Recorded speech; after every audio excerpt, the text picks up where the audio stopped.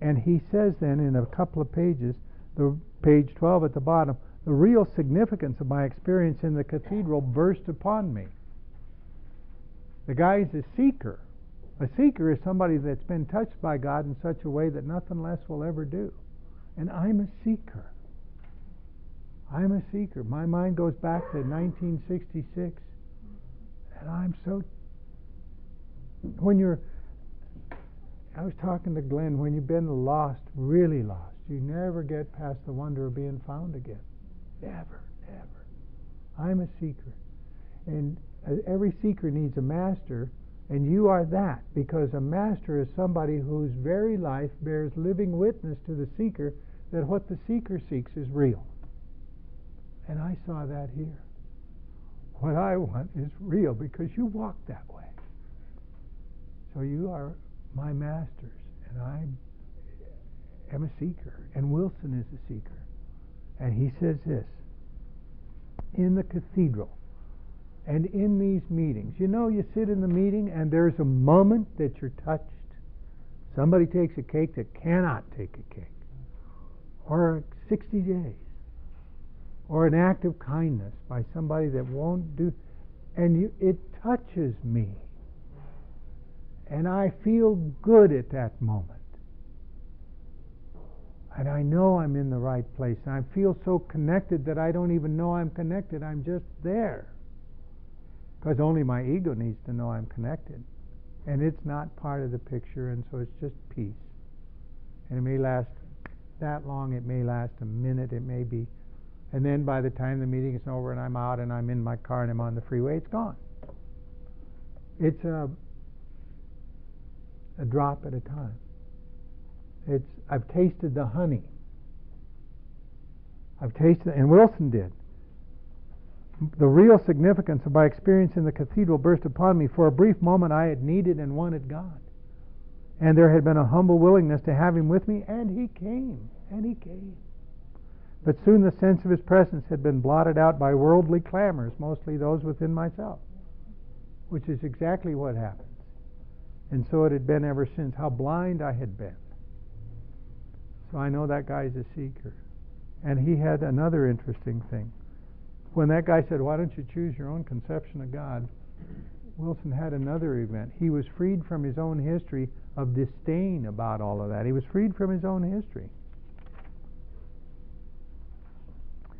In the next page, he starts thinking amazing thoughts. He's now in Towns Hospital. He's now in Towns Hospital. And he thinks, maybe I should give this to other people. He got in touch with his gift and his talent and made a huge difference for the rest of us.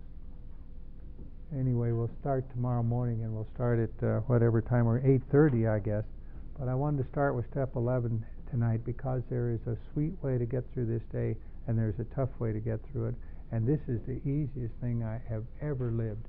And it's possible for me through the steps to go from where I was to what's going on today. Thanks. I'll see you in the morning. Let's start with a moment of silence. And Pat, I always catch you in midstream over there. Your mother and I are worried sick about you, the way you're acting. Let's have a moment of silent meditation and start with the Lord's Prayer, and then we'll go to that tape. And you might, I know you have already, but if you haven't, ask God to direct your thinking.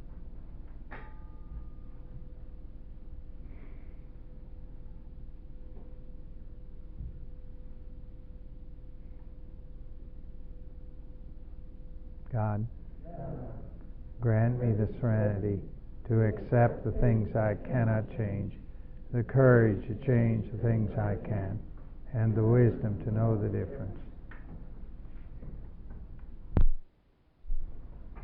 All right, I'm going to start a little bit this morning about the traditions. We're not going to stay in it long, but they're important, and sometimes the importance of them gets missed. I have a letter here that was written on December 5th, 1941 in Los Angeles. And that was before the traditions were a part of what we do. And I'll just read you the letter, and you can take your own, make your own conclusions from it. December 5, 1941, letter is written to Irma, dear Irma, at a meeting of the Executive Committee to the Los Angeles Group of Alcoholics Anonymous held December 4, 1941. It was decided that your attendance at group meetings was no longer desired until certain explanations and plans for the future were made to the satisfaction of this committee. This action has been taken for reasons which should be most apparent to you. It was decided that, should you so desire, you may appear before members of this committee and state your attitude. This opportunity will be afforded you between now and December 15, 1941.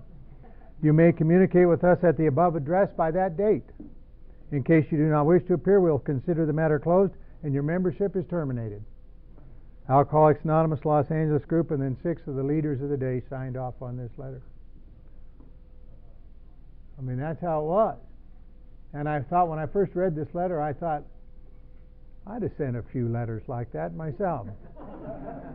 And then I realized I would have gotten a few letters like that myself.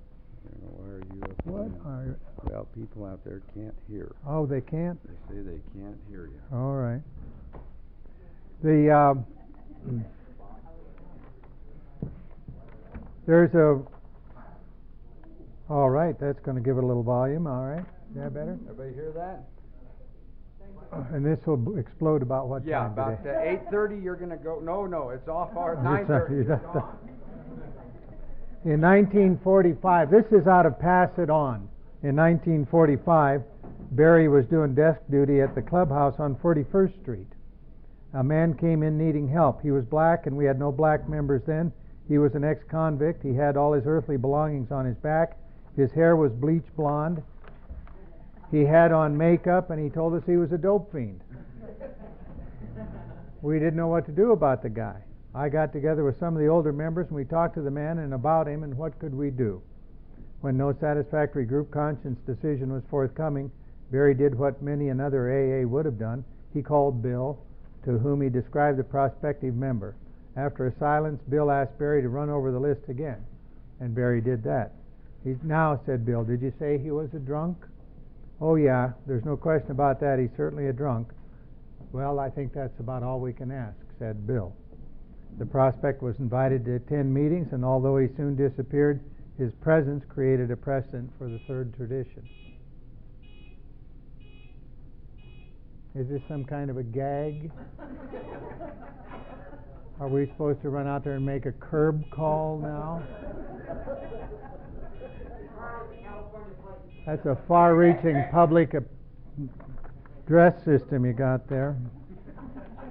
Have you planned any other disruptions? I'm not even going to judge. I'm not going to get into it. So, the traditions have that importance to them.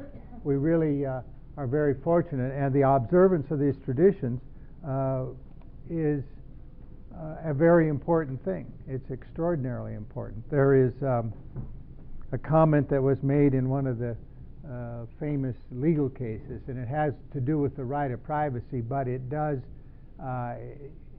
what Justice Douglas had to say about the right of privacy applies very much to our traditions in Alcoholics Anonymous. He says, as nightfall does not come all at once, neither does oppression. In both cases there is a twilight when everything remains seemingly unchanged. And it is in such twilight that we all must be most aware of the danger in the air, however slight, lest we become uninvited victims of the darkness. And this is where we have it is at the group level. We were talking last night about the service concepts and how it assigns the responsibility for the ultimate responsibility and authority for AA belongs to the AA groups. And we also mentioned that the second tradition says each group has a loving God. And so we may bring our own not so loving God in here, or a God that's distant, the God I brought in here was a little bitty guy that didn't have any horsepower. He was distant and he didn't care about me. I practiced the absence of God, not the presence of God. Didn't want to have anything to do with him. But the group conscience has a loving God. And when I came into these meetings and when we come in here, we're exposed to a loving God. No matter what kind of a God we bring in here, we're exposed to a loving God, and it makes all the difference. And so the groups are so important, are absolutely important. Step one has as its tradition honesty, telling the truth about what's going on and acknowledging the truth about what's going on. There is a title page and a table of contents in the book. I put it up here because at first he doesn't really tell us where we are in the steps. And they told me and pointed out to me that everything in the preface, the three forewords, and the doctor's opinion, and the first three chapters are about step one. Step one. And chapter 4, we agnostics, is all about step 2.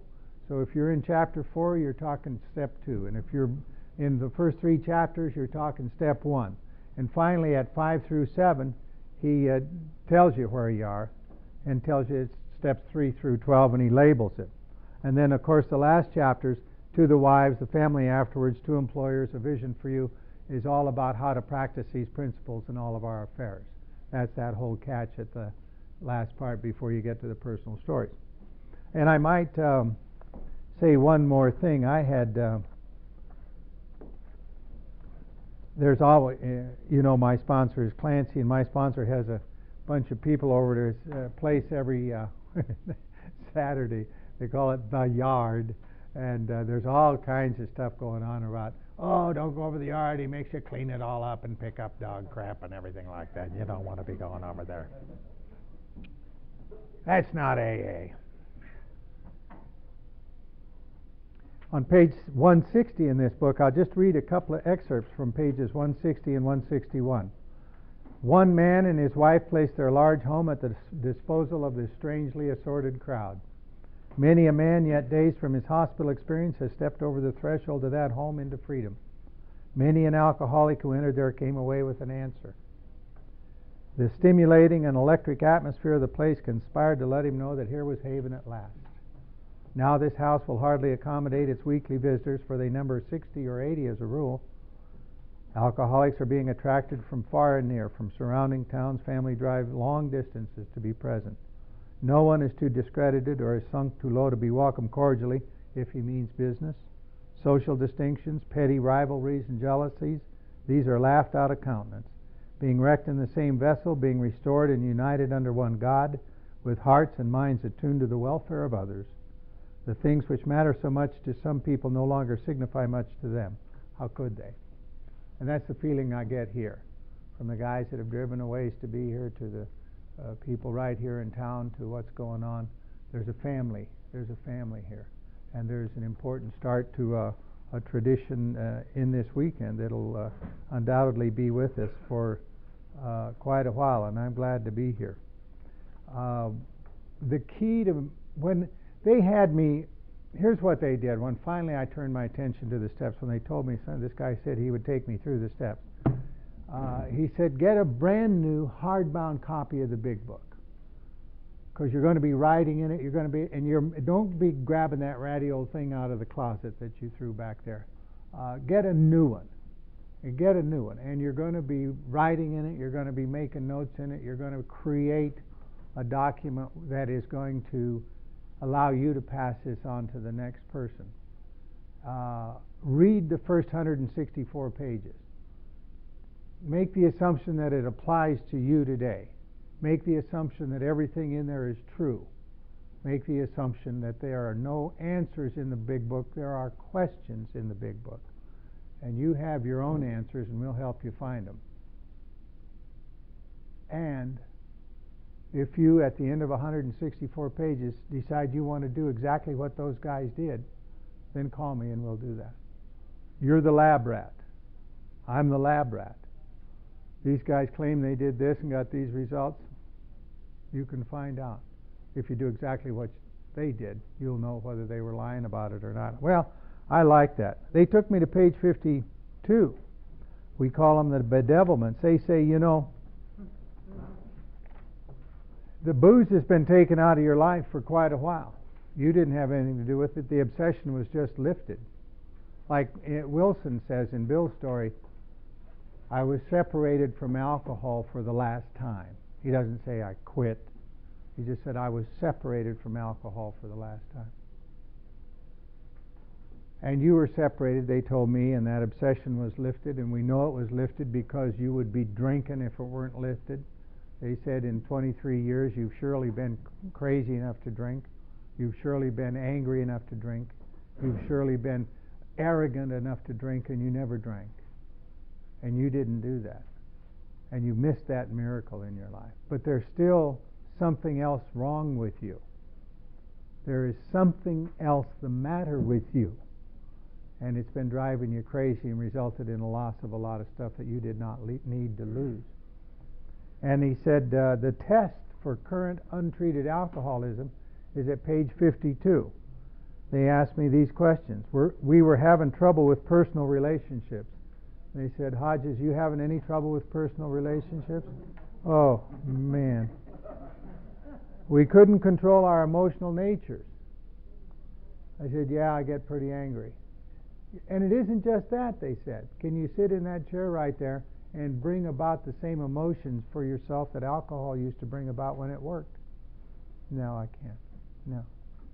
I seem to just have all this upset on me. He said, we were a prey to misery. Are you a victim to misery? Yeah. Victim to depression? Yeah. Couldn't make a living?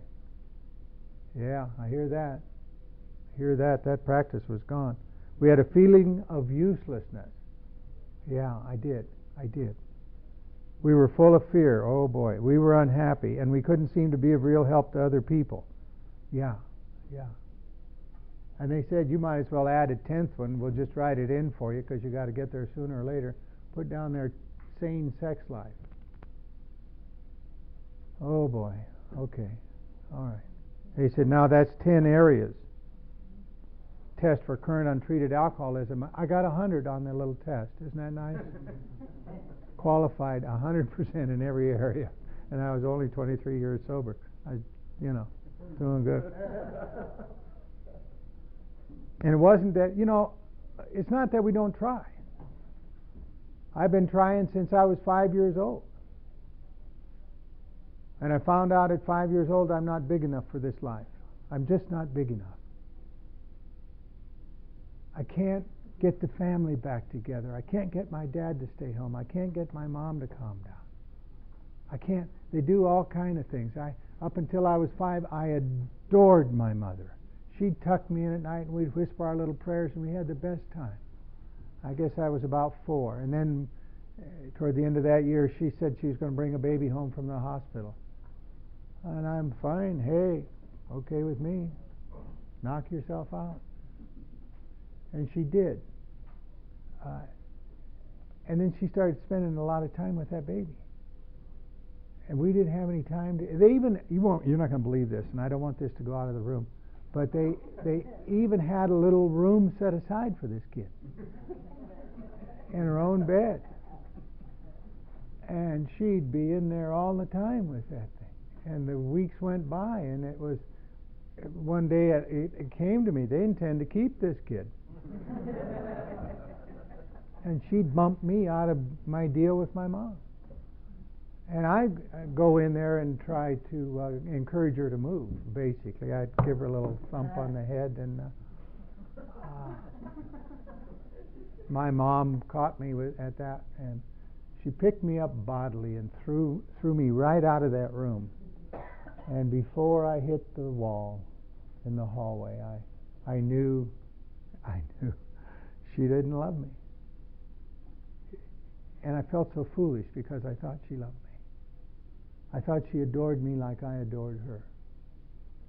And the poor woman was just scared to death and like, what the hell do I have on my hands here with this kid? But now my point of view, she didn't love me. And she betrayed me. And things got a little rich around our house after that. You don't love me? I don't love you either. And so there was this sense of a loss of power. And I didn't know that when I came here. I didn't know that when I was 23 years sober. That stuff comes out of doing an inventory. That stuff comes out of a very interesting process that he describes in the 12 and 12 in chapter 8. He says, though in some cases, and this is on page 79 in the 12 and 12, though in some cases we cannot make restitution at all, and in some cases action ought to be deferred, we should nevertheless make an accurate and really exhaustive survey of our past life as it has affected other people. In many instances, we shall find that though the harm done others has not been great, the emotional harm we've done ourselves has. Very deep, sometimes quite forgotten. Damaging emotional conflicts persist below the level of consciousness. At the time of these occurrences, they may actually have given our emotions violent twists, which have since discolored our personalities and altered our lives for the worse. And that had certainly happened to everybody in this room at one point or another, whether we have that sense of it or not. And we don't really get a feel for it until we turn our attention to this simple process that he has here. In any case, I think that the sense of a loss of power was very much with me at that age. And so I know I'm not enough. I'm not big enough for this world. It got to be about, I'm a power seeker. I want power. And I don't have quite enough. And so maybe me and the money I can steal out of my grandma's jar for missionaries would be enough. Maybe me and the lie I can tell. Maybe me and the candy I can boost out of the store and give to the other kids. Maybe that's going. Maybe me and this and that. And when I was 16, after a football game at a party, I began to drink vodka, and that was it. That was it. Me and the booze is going to make me big enough for this world, because otherwise I do not have any power that's going to take. I'm not big enough for this life, and that is a bad deal for an alcoholic. That is a bad deal, because we want the power. Lack of power wouldn't be a dilemma if we didn't dig power, you know. There's some people don't care much about power, but none of them sitting in this room. We like the power. And we work out little ways in AA meeting, you know, to get it. To get it. All you have to do is go to a general service meeting, watch that fun stuff go on. Or in any meeting, you know. It isn't just that. And so I didn't have any power, and I wasn't even aware of that. You know, I'm just kind of bumping through life. And now I'm angry. And now I've got a point to prove. And that they've done me in, that they've treated me badly. And my conduct got very colorful. And I set about to try to embarrass my mother. But I don't have enough power. And all of that. And I got another problem. I've got these old ideas, and this one that I mentioned, and the old idea that comes out of that is basically you can't trust important women in your life. Can't trust them. I had no idea how that would haunt me. I had no idea how important. I'll tell you a story that began to wake me up to this, and we're really talking more about step 4, but it has some bearing here. A guy that I knew in Orange County when I lived down there, a guy that had moved up to the Silicon Valley near San Jose, a guy that was very gifted with computers named Billy, had come back into town, and he called me, and he came over to the house, and we talked. We had some fun. Billy told me he had been offered a new promotion with his company. They were going to give him a car, they were going to give him a staff, some people and he was going to, instead of going out into the clients, instead of working on the equipment in the office, he was going to go out and work on these big systems in the clients' factories. It was a nice promotion. And I said, that's so great. When are you going to start? He said, I can't take it. I said, you can't take what? He said, I can't take the job. I said, well, what are you talking about? He said, well, they want me to get my hair cut. He had hair that was, and it was no longer really the style to have all that long hair, but he had long hair, always since I'd known him. I said, well, cut your hair. What the hell is that? Cut it. He said, they don't have any right to make me do that.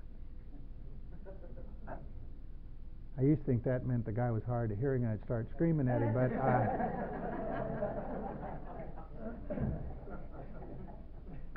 I'm wiser now and gentler, and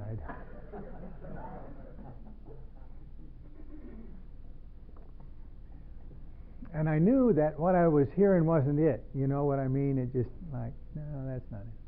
But I let it go, and we talked about something else, and after a while I said, "What, Billy, let's talk about that hair of yours." And it was kind of the same thing. And then finally, after I came back to it a third time that afternoon in my home in Los Angeles, I said, tell me what's going on. And he said something he'd never said to me or to anybody to my knowledge. He said, my ears are badly deformed. And I said, oh. He said, I can't get a haircut and then go out in the territory. I said, yeah, I hear that. I hear that. Do they know that? He said, no, I've never told anybody. After a while I said, Billy, let me see your ears. And he said, okay. And he finally, he loves me and he trusts me, and he brushed aside his hair, and I said, let me see the other one, and he did. And the sight I saw was amazing, because his ears looked like my ears. I said, Billy, those aren't beauties, but they're not deformed. I had a mirror in the den where we were, and we got up and we're looking in the mirror now, and he says, yeah, but they're so big. And I got a little tape ruler out of my, and I'm going, now we're comparing our ears and measuring them, you know. And he slowly begins to get it. That I said, that's an old idea. Where'd you get that old idea? And he said, like any good alcoholic, he said, I don't know. Okay, good, we're making progress. I said, how does it make you feel? That's a good question. How does it make you feel? He knows the answer to that. He said, it makes me feel like a clown. I said, what do people do with... He said, they laugh at him. I said, yeah. So you can't cut your hair. He said, yeah. I said, what if it isn't true? And he looked again, and he looked again. I said, when was the very first time you felt like that? And he remembered that. We do remember that. He was coming home from school. He was in the second grade. He felt great. He ran into the house. He knew he'd see his mom. She'd give him a cookie, send him out to play. And he went running in the house, and his mom was on the phone. And he heard his mother look at him and say, and she got a weird look on her face, and in the phone she said, Betty, I got to hang up now. Little Billy just came running in, and little pictures have big ears. And he never asked what that means. He didn't ask that means kids hear everything and repeat it. And he'd been kidded about his ears before and saw that weird look on her face. And as soon as he could grow his hair long, he did that. And then forgot why his hair was long, except that he had to keep it long, and nobody dare ask him not to do that. And we started laughing, and we started crying, and we started hooping and hollering and having a big time. And it took him about a week to get a haircut, but he got 3 haircuts. He looked, you know. And he's kicking butt in the Silicon Valley today. And I thought, wow. Old ideas. And it's part of the problem, because I don't have any power. I got a mind that lacks proportion and can't think straight. It says that on page 37. One day I was with a gal. We'd been going together. I was in San Francisco. I called down to Los Angeles. We got in a tense conversation. She hung up on me. I wanted to kill her. She's got to die. There's a mind that lacks proportion and can't think straight. That's not a good defense to a charge of murder, you know. He hung up on me, Your Honor. Or like we were talking last night, somebody comes into my lane on the freeway. So I got some old ideas, and I got a mind that lacks proportion and can't think straight, and I got an ego. And my ego is not my friend. My ego is, it becomes a trusted friend, but we have to, when we start this process, our ego is such that we really have a heck of a time with it. There's a book called Alcoholics Anonymous Comes of Age, as you know, and in one of the appendices, a guy by the name of Dr. Tebow gives a little talk about ego, and it's very interesting, and it's part of the process.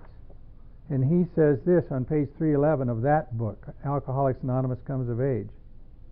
Despite most reports to the contrary, there is a growing recognition of certain common qualities regularly present in alcoholics. Characteristic of the so-called typical alcoholic is a narcissistic, egocentric core dominated by feelings of omnipotence, intent at maintaining at all costs its inner integrity. Meaning, however I have it wired up, that's the gospel, and we're going to keep it that way and don't interfere with it. While these characteristics are found in other maladjustments, they appear in relatively pure culture in alcoholic after alcoholic. One researcher recently reported he felt he could discern the outlines of a common character structure among problem drinkers, and that the best terms he could find for the group of qualities noted was defiant individuality and grandiosity. There's a ring to that, isn't there? In my opinion, he says, these words were actually accurately chosen. Inwardly, the alcoholic brooks no control from man or God. He, the alcoholic, is and must be the master of his destiny. He will fight to the end to preserve that position. That ego will kick me all over town. Adopt a stupid position and defend it to the bitter end. And that's what my ego serves up. So I got these old ideas that I don't even know I have. I have a mind that's a little out, and I got an ego that's running my life. Taken together, those are all three problems. So if we were to diagram out step one, we'd say that it's like powerless, and the bodily problem, of course, is we're powerless over booze, and once we introduce an ounce of alcohol into our system, a very colorful thing takes over and we're gone. We're not going to talk about that because the obsession has been relieved and we're not doing that anymore. But there is a problem here. We're also powerless mentally. And that is because of at least these three things. Our ego, that'll have us adopt a stupid position and defend it till the bitter end. Our old ideas that were formed like Billy's ears, or my notion you can't trust important women in your life. And the fact that my mind is out. Lacks proportion, can't think straight. Doesn't. And, you know, the interesting thing about it is that when it's my old idea, it doesn't seem like an old idea. It just seems like that's the way that it is. And when it's my mind that's out, the only way I have to check it is with my mind, which lacks proportion and can't think straight. So there's a little circularity there that has me saying, yeah, the problem's out there. Always the problem is out there. If you'll shape up, I'll feel better. But if the problem's out there, I don't have an answer. That's what you've taught me. If the problem is out there, I am without an answer. Is it really the person in the next lane? Is it really the elevator operator? Is it really the waitress? So I got all of that going on. This mental thing taken together, these three areas, give me another problem, and that is there is a spiritual deficit, there's an unmanageability. And that unmanageability is simply a spiritual deficit. I don't have any power. I have no power. And I don't know that. And I think my job is this. First of all, to keep you from finding out that I don't have any power. I've got to do that. Secondly, I've got to find some power that will fill in that terrible gap. And third, I have to live through that power. My power added in there from stealing or lying or drinking or whatever. And those things taken in combination create an unmanageable life. There's a horrible spiritual deficit attached to that. And the reason I never got enrolled into the solution in Alcoholics Anonymous for all that time is I never got the problem. If I don't have the problem, I'm never going to buy the solution. Never. Anybody in sales knows that. This guy's not a prospect. He's not likely to purchase what you have to offer. And I couldn't buy it. Oh, I bought the unity and I bought the service, but I couldn't buy the recovery. Didn't inquire about it because I didn't get it. And I had a lot of opportunities to get it. I'd been married twice drinking and twice sober, and now this latest arrangement was on its way out the door, and the business was on its way out the door, and the house was gone, and I don't know, and my image is gone, and I'm finally beginning to get that my life is unmanageable, that I never will. Because, one of the great things about acquiring stuff is that you find out that the acquisition of that stuff does not take you where you want to go. It won't stay. For a moment it brings you what you think you're after, but that doesn't stay. And the light begins to come on a little bit. An awakening begins to take place. And we were laughing last night about that guy under the bridge, but we hate to wake up. We have all kind of fantasies about that. And this is the thing that, see, Silkworth says we need an entire psychic change. That means a new mind. I cannot sprinkle enough Prozac on that old puppy to make a difference. You know what I mean?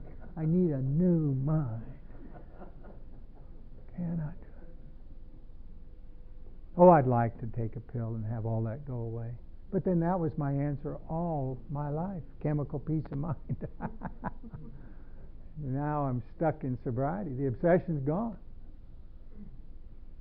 And I'm living in an unmanageable skin.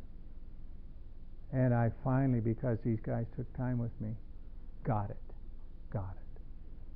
Got it in this marvelously rich language of the book. He says this. Here's something that shocked me at page 25. Shocked me. He says, when you see drinking here, just translate it into thinking.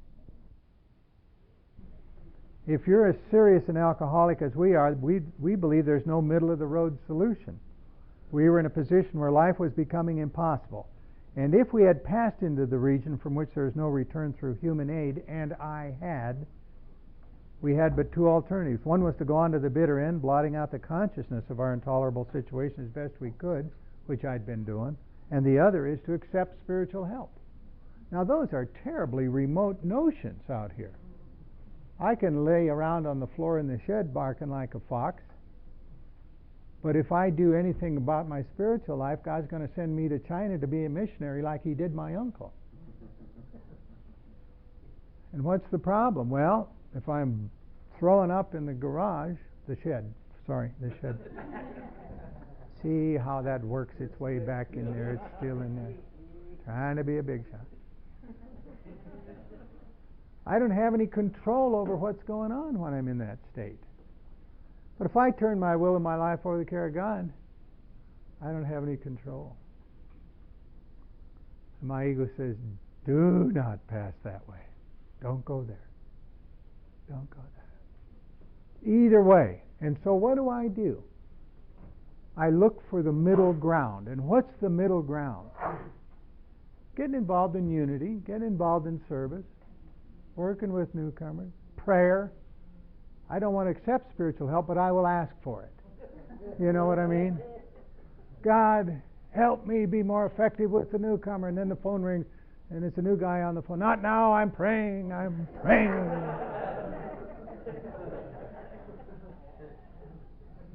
I'm always after that middle ground.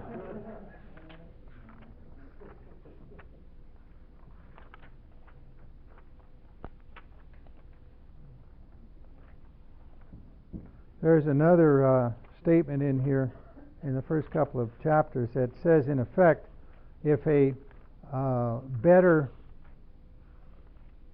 recovery program, it says if a better philosophy of life, which can be stated a better recovery program, or more principles were involved in our lives, many of us would have recovered long ago.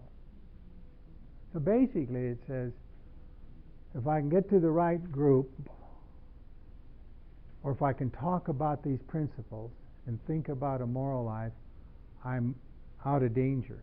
And the book says, if that worked, many of us would have recovered long ago. But that stuff, and I always liked that group over there, and I was 12 years over in the yard every Saturday, and had a wonderful time and relived my childhood and learned how to do a lot of stuff there. But it didn't take me to a relationship with God because I didn't want one.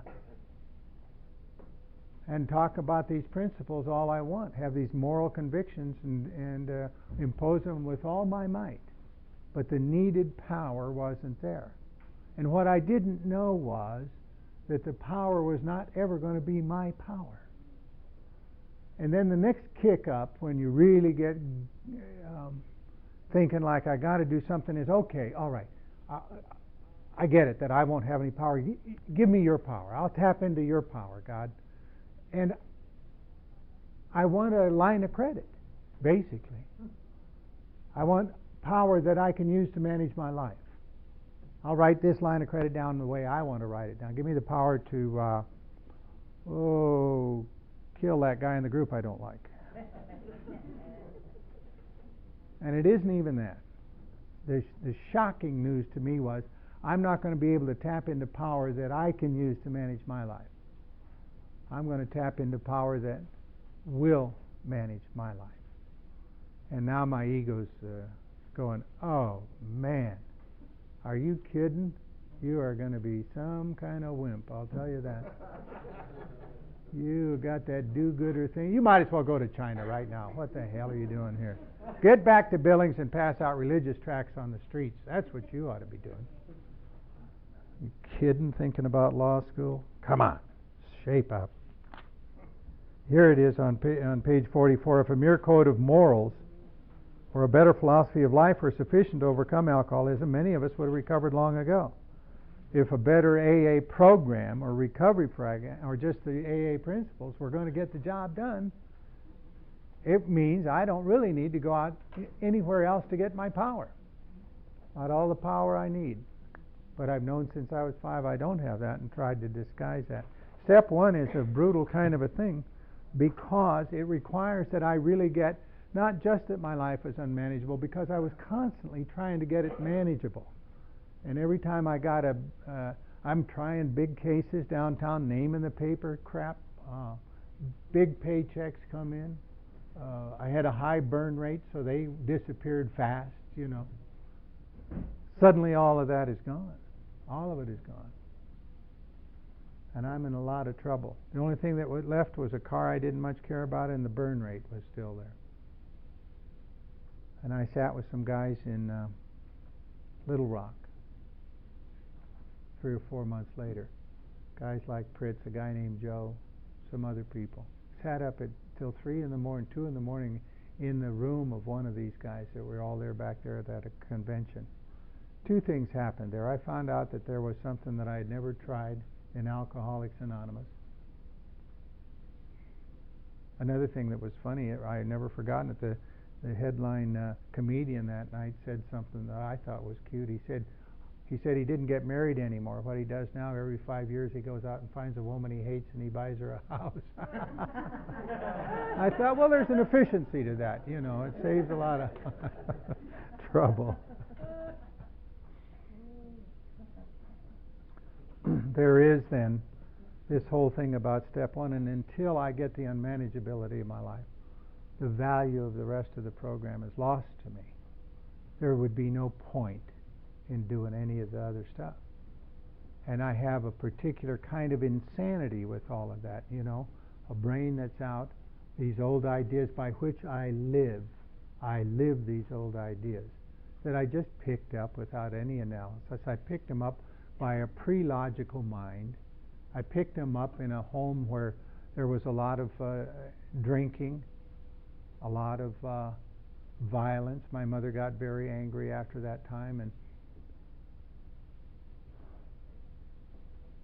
you don't ask questions. You just don't, because you don't like the answer. Because God says so. Boom. That's why. Anything else, son? Boom. No. That's all. Thanks. Thanks for sharing. I'm so grateful. Been nice talking to you. But we don't know. We don't know. And it's funny because I got angry at my parents. And any kid that's angry at his parents, I have a twin brother in Portland that went through that same thing. I have a little sister in Denver who took her hits. My younger brother, 12 years younger than me, his path was not alcoholism, but he wound up pushing a cart in Atlanta, a grocery cart with all his belongings in it, and then died about 3 years ago. Angry, embittered, a point to prove. The point, we know we're the little advertisement running around about whether our folks did a good job with us. And our lives either become a thank you to our parents or a screw you to our parents. And mine became the latter. It seemed to be at some level important to me for everybody in the world that might be watching to get that my folks screwed up. I couldn't come and tell you. If you got a minute, I'd like to tell you how mean my mother was. They don't want to hear that. But I can show them, because you know why? I'm living in a shed. If my dad had done a good job, would I be here? It's sort of the message in some weird way. And we hang on to that and hang on to that, and I can't love you because you know what? I'd like to. You seem like a nice person. But I didn't get mine. When I get mine, we'll talk again. And it leaves us doing what somebody described as circling the drain. Circling the drain. And that's why I didn't want to end on this note last night. It's not a happy note. But we'll take a break and come back in 15 minutes and see if there's not some way out of this mess. Give it a minute of silence, just so our minds get that we're going to do something else here. And we'll do the serenity prayer.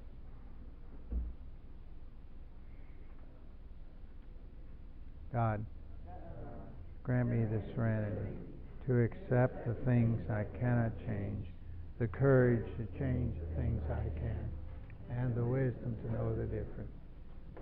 All right. We're in, that's about all the time we can give step 1. We're going to move into step 2. We're going to go into chapter 4, which is We Agnostics. I will tell you that there are a couple of assignments in chapter 4 that were very fascinating to me. First of all, the step is we came to believe that a power greater than ourselves could restore us to sanity.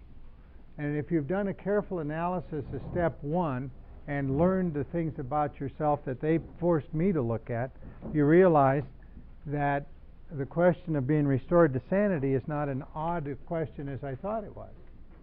The implication is that I'm insane, and I wasn't real happy with that implication, but they asked me to make a list of all the craziest things that I had ever done in my life. And I came back to them with my list. And I have the same list that you do. First time I went to jail, I got arrested off the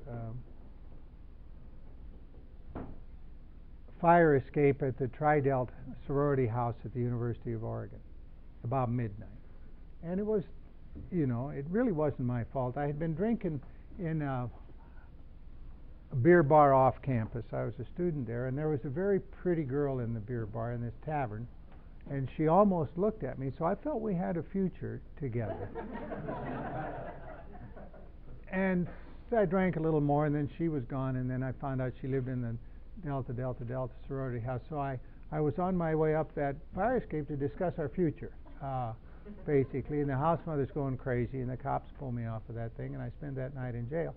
So I wrote that down, and then I was at the dental school there at the University of Oregon for a couple of years. Not a real good place for a guy like me to be, and they threw me out at the end of my second year. But we had a clinic on Saturday morning, and I get drunk on Friday night. And then on Saturday morning, I'll drop a couple of 15 milligram spansules of Dexamil and wake up and drink some coffee and then go down in the clinic. And it gives you kind of a fine trimmer. And the hangover is there anyway. And they just come out with that new high-speed air-driven handpiece. And you could take a quadrant of teeth out just twitching. And they don't like to hear you say whoops when you're in there screaming out. And I stayed there in that insanity for 2 years, and they had to throw me out. I didn't know I didn't belong there. I told my dad one day, he said, "What are you going to do with your life?" And I don't know how old I was, but I said, "I think I'll be a dentist." And he didn't hit me, so I thought, well, that's what I'll do, I drank on Skid Row. After that, waiting to go in the Marine Corps, I got into ferments. Skid Row in Portland is Burnside Street in those days. I came out of a blackout in one of these places. They're lit about as romantically as this room, and they have these little wooden tables and a lot of Native Americans that are my favorite people to drink with. I love the way they drink. And because they don't ask any questions like, how you doing? It doesn't come up. Everybody knows what they're there for. They called those places cafes because they had the pickled pig's feet. Maybe they had nothing else, anything like food in there, except some green eggs. I came out of a blackout at a little table in one of those joints, and I was sitting across the table from some gal, and I don't know where we met, but I had that funny feeling we were together. I didn't know her name. I didn't know where we'd met. I didn't know the nature of our relationship. I had no idea. She was there with her things in paper bags, so I knew we were traveling. And she had some chili on her cheeks, so I knew we'd had dinner. Some delicate flower I'd invited to dine that night. There's a line in one of the personal stories that says, "Somehow I got out of there." And that's sort of my story, And then I'm in the Marine Corps, and so I wrote this stuff down, and I'm in the Marine Corps, and the general down at El Toro said to me, and I was in his office at attention getting a letter of reprimand. I had a great job. I was an instructor at the NCO Leadership School. And I loved that job, and I loved the Marine Corps. I loved it. But I can't pack the gear. And I'm getting a letter of reprimand. I've already had one. And there was a board of inquiry coming up. And this 2-star general said to me, before he dismissed me, he said, there isn't any room in the Marine Corps for an alcoholic, Lieutenant. And I couldn't believe that he would say that to me. God, what kind of judgment does a man have that would think I'm alcoholic? Well, that's our nation's defense. And what if the Russians come and this guy, he thinks I'm alcoholic? My brass is polished, my shoes are shined, my clean uniform. And when he dismissed me out of his office, I knew he was crazy. I knew I was an alcoholic. And I knew I needed a drink more than anything else that morning. And I went out in the orange groves and drank a bottle of vodka. And I got out of the Marine Corps by the skin of my teeth, and I was able, after sobriety, to stay in the reserves and do it right, for which I'm very grateful. Got promoted to captain, which astonished anybody that watched me drink on active duty. But it was insanity like that, trying to quit drinking. Insanity. Moving to Glendale, the last arrest I had for drunk driving before the car went away was the light was red and I stopped and the light turned green. It was about 10 in the morning and I'd had a few drinks, but not enough, and I'm going for a real drink. The light turned amber and red and green and amber, and I'm resting. I'm kind of gathering and the guy right behind me is in a squad car, and he has me out of the car after a while. And they say things like, "You're under arrest."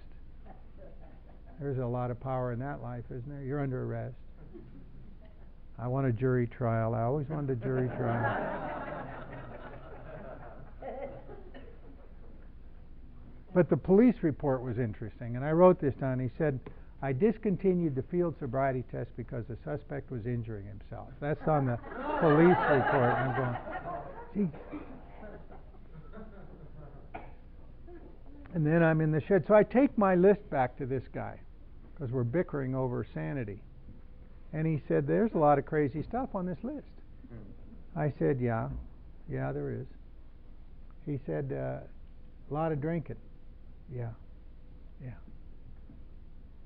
I mean, it included that night that I told that gal a gal I didn't know, but I was trying to impress her in a bar. She said, "Why are you drinking so much?" And I was living at home with my wife and youngest son. I said, "I'm drinking a lot because my wife was killed not long ago in a car wreck."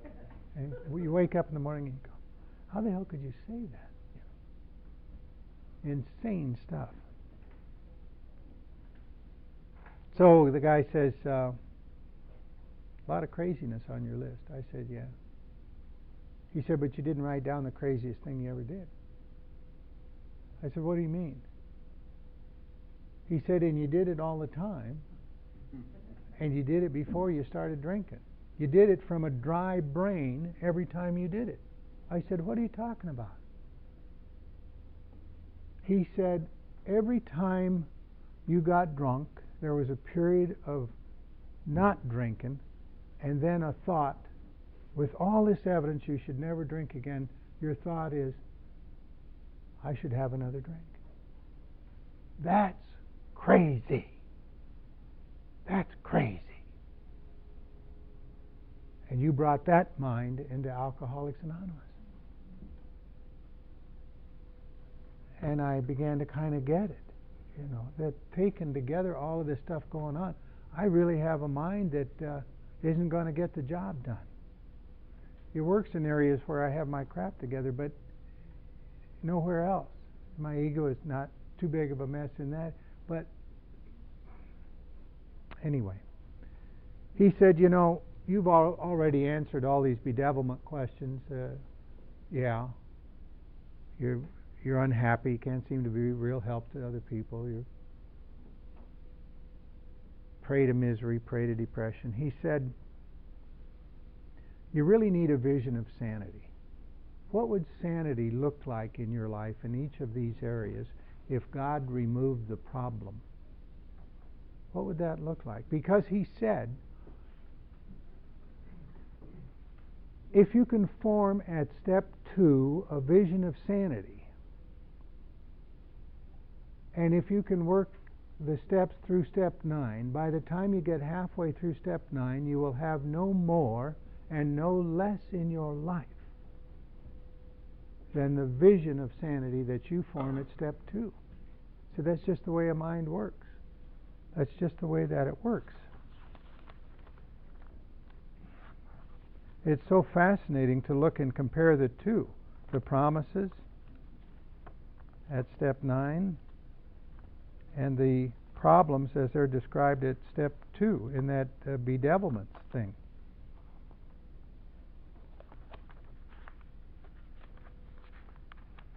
Somebody gave me some kind of a workup on that. I'll get to that in a little bit.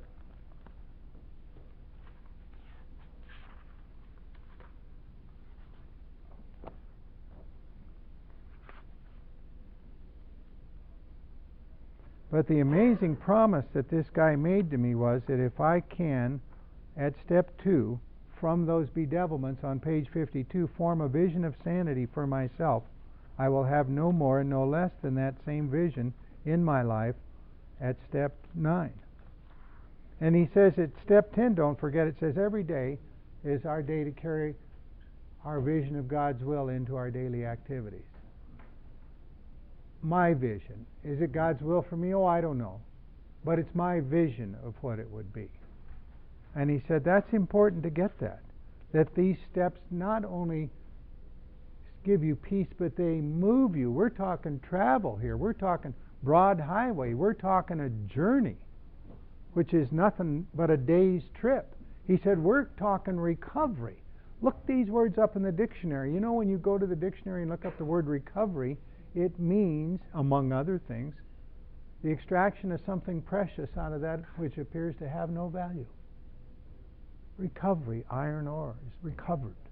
The extraction of gold, something precious out of that which appears to have no value. That's recovery. That's recovery.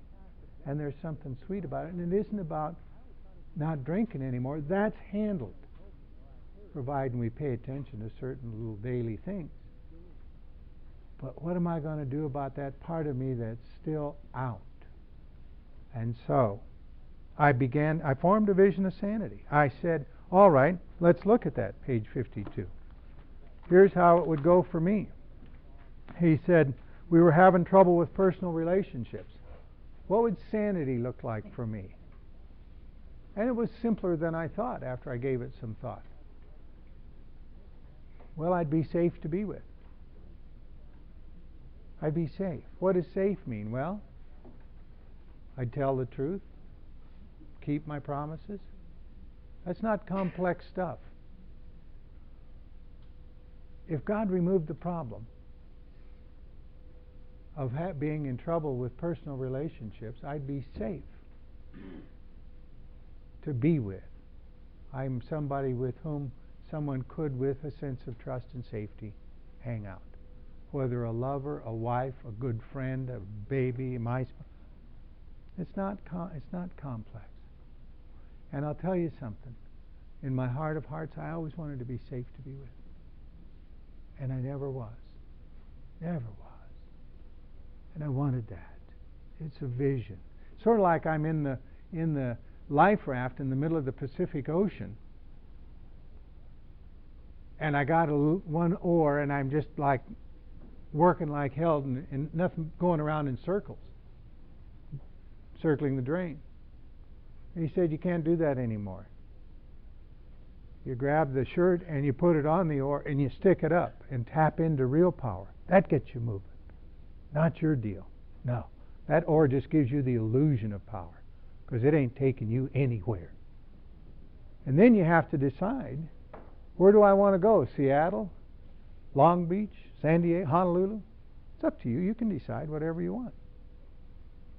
And the beginning of the decision of where I want to go is what I want to be. And what do I want to be? That decision is, what would my life look like in these areas if God removed the problem? What would it look like? I couldn't control my emotional natures. You know, there's a safe and clean and respectful way to express anger. I didn't know that. I had no idea that I could do that without hurting other people. That it was a sweet way to go. Because we're going to have that. It isn't that the anger goes away. It isn't that we're with people that never get angry. But there's a way to be with that. Because when I'm a kid, anger is terrifying. Somebody always gets smacked real good. And there's no explanation for it. It's just whack. And that's the end of the discussion. I was a victim to misery. What does that mean? I am overpowered by, I have no sense of well-being. What would it look like if the problem were removed? Well, I would have a sense of well-being in my life. Victim to depression, what does that mean? I shove it down, and then it explodes. But what if, instead of that, I could express whatever's going on, good and bad, and not be a victim of that? What would it look like? It would look like that I'm fully expressive of what's going on. You know, it's hard to really be with somebody when you don't tell them what's going on. Nobody likes that. Oh, I don't want to make demands. You know, the most demanding people in the world are the ones not that are bitching all the time, but just waiting till you guess what I want and give it to me. Oh, they're pain. Very demanding, very nasty.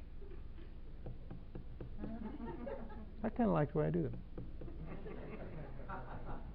No extra charge for that. That's all with it. We couldn't make a living. Well, I'd have abundance in my life and share it with other people. Abundance. My creditors would be happy. We had a feeling of uselessness. Well, I'd not only be useful, but know it. Full of fear. What's the opposite of fear? Love. Love. Love. We were unhappy. We couldn't seem to be of real help to other people. I'd be useful. Sane sex life. What does that mean? You know, in these areas where I don't have any power, where she has the power, she's the gatekeeper, yes, no power over an important part of my life, and there's sexual tension, how am I going to treat that person? Am I going to pout? Am I going to sulk? Am I going to be gracious? Am I going to be a friend? Am I going to be respectful? How does all that go? What does sanity in that area look like? It isn't about anything so much as how am I dealing in areas where there's sexual tension? Am I appropriate? Am I over flirtatious? Am I disloyal to my wife? If my wife and I are in an area of sexual tension, how kind am I? How loving am I? That. The whole thing addresses power. You know, we get up into that. Well, I'll wait till we get to the inventory about that, but power and lack of it is all through that. So that was a very... now I have a vision of sanity for myself. Yours will be different. Yours will be different. But the promises tell me that that vision will be met. Before we are halfway through with this stage of our development at step 9, we will be amazed. Now they hook it up. You decide at step 2. And get your seatbelt fastened, because when you get to step 9, you're going to see some stuff. Okay. I was so intrigued by that woman that was in the newspapers recently, because she had started something called managed moderation. Oh, God. AA had let her down by not explaining you could drink moderately. And I was so sad for her, because she killed 2 people. And we all know how that would be, waking up in that drunk tank and finding out why you're there. I felt so bad for her, and I also know AA never let me down. Not once. Never did. When that guy told me these promises and how they would show up again if I could get my sleeves rolled up, I took a chance. Risk disappointment? Sure. But I was living disappointment every day of my life. What the hell is the risk all about? Yeah. So that was one exercise they had me do. There was another one, and that was this. It says on page 47, do not let any prejudice you may have against spiritual terms deter you from honestly asking yourself what they mean to you. He said, take those 18 or so spiritual terms in chapter 4. I said, which one are those? And they said, the capitalized terms. Just take the capitalized terms, assume they're spiritual terms, set aside any prejudice you may have against them, and ask yourself what they honestly mean to you. Because I grew up, as I already told you, in this what I considered an oppressive religious atmosphere. My uncle went down and they sent him to China to be a missionary, and you got to be saved, and people would come in with the most unlikely stories, and there were a lot of whippings around that, and I didn't ever think it was a good thing, and I so bristled with that whole idea. And I had never read chapter 4 because I didn't think I was an agnostic. We agnostics, next, go to the next chapter. Might as well have been we Ethiopians. I wouldn't. Nah, it doesn't apply to me. So they said, all right, pick a spiritual term. Let's say creative intelligence. Do I have a prejudice against that term? Not really. All right, what does that term mean to me? Not in my ego, not looking it up in the dictionary, not in my mind, but way down underneath that. It acknowledges that there is a creator, and that creator has intelligence, real intelligence. That creative mind is quite something. And I wrote a little something about that. I went through all of these terms. What does all-powerful, creative, guiding intelligence mean? And that a presence of God, what does that mean? Spirit of the universe, the new land, the God of reason. Those kinds of terms are sprinkled throughout chapter 4. They said just take them. Set aside prejudice you might have against the term and define the term. And I came back with my definitions, and I had discovered that while they at first were kind of intellectual, they deepened as I went through this exercise. And he looked at them and he said, okay. And then he took me to the next sentence. He said, at the start, this was all we needed to commence spiritual growth. I was launched to effect our first conscious relation with God as we understood Him. Now I know that there is something in me that has a definition, that these terms mean something outside of what they mean to you, outside of what the church says, outside of any biblical teaching I may have had. I have something in me that responds to this. And it's good to know that, because it's a first step away from dismissal of the whole thing, because I don't want to, those prayers when you're a little kid, now I lay me down to, isn't that if I should die before I wake, that'll keep you awake. Just the hell is that? None of it worked for me. None of it. But I was angry, and of course I didn't want it to work. There is another very interesting exercise in here. Page 53. The question I could never quite get to. On page 53, it says this. And we got to this part of chapter 4, and we're in step 2, came to believe that a power greater than myself could restore me to sanity. And on page 53, he just threads the needle with this question. We had to fearlessly face the proposition that either God is everything or else He is nothing. God either is or He isn't. What is our choice to be? And they asked me, what's your choice? Is God everything or nothing? Can I get back to you? No, we want to know. What's your choice? Well, I know He isn't nothing, but I don't think He's everything He's cracked up to be. They said, okay, good. You're telling the truth. You're telling the truth. A glib answer, oh, He's everything, when you don't believe it, is big trouble coming up. And so they said, you've been way overeducated. We're going to make it easy for you. Do this. Make a list of the 5 things you will not give up for a better relationship with God. Oh, I got 5 things. Oh, you bet I do. 5 things. So, we'll put up here,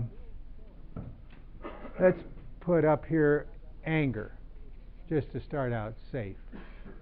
I don't want to give up my anger for a better... Why? Because I get something out of it. I can keep you at bay with my anger. I can punish you with my anger. I can control you. I don't want to give up control. What else? I don't want to give up sex. I don't want to have it less important. This is really the issue here. What 5 things are more important to you than a better relationship with God? Sex, lust, greed, We got that old greed and groin thing going on. Sounds like a dinner house down the street, doesn't it? Let's go to the greed and groin for dinner. All I want to do is make enough money so I don't have to trust God. Or if I win the lottery, my life will become manageable in some way. What else was there? I don't want to give up my career. And I don't want to give up. I had 7 things, and I think it was these 7. The last one was image. And so they said, great. Great. So now we know that God is not nothing, and now we know that He's number 8 on a list of 8. Is that the idea? I said, yeah. Yeah. They said, that's really good information, because in a while we're going to ask you to make a decision and turn your will and your life over to the care of number 8 on a list of 8, basically. You think you're going to be able to do that? No. No. Never going to happen. Why? And what's going on here? Here's number 8. What's the problem? The problem is that where am I going for my power? I'm going to the first 7. There is one who has all power. Am I believing that? No. No. Because I'm still experimenting here. What do I need when I feel out of power?